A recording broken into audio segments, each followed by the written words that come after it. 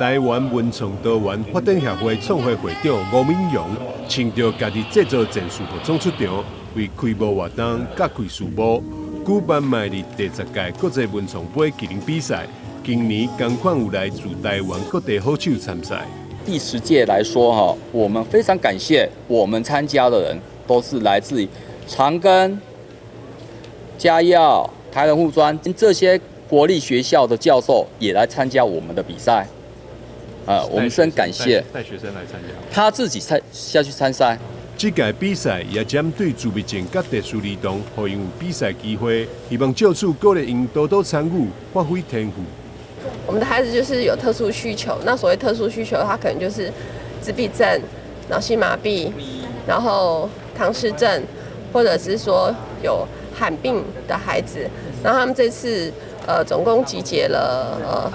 好几十张的作品，都来参加展览，然后也让家长觉得很开心，就是说他觉得他的孩子在绘画上面是觉得有贡献的、有进步的。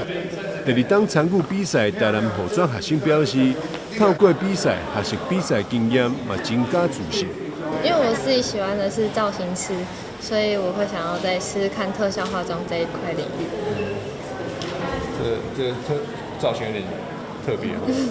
对啊，因为这其实是我用我毕业展览的造型下去再做更改。我做这个造型只是想说要比个新娘，因为之后如果要走彩妆师的话，新娘会是最好的选择，这样子，所以我才想说要来比新娘这个比赛。这次得到协会所颁发台湾女性企业精英奖的洪淑琴，本身是从事医美事业，伊就鼓励参赛学生爱把握机会，勇敢表现家己，创造好人缘，才会当有贵人相助。透过这个学会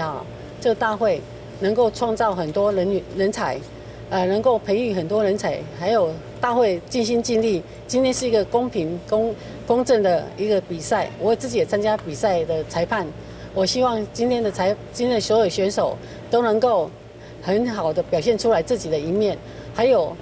机会来的时候一定要好好的表现，一定要好好的表现，然后还有自己要努力，然后一定要创造好的人缘。好的人缘，你才有好的贵人。主办单位也预告，明年将会增加65岁以上长青组的比赛项目，让社会更加侪长辈透过比赛找回自信，再创美好健康人生。记者张世维采访报道。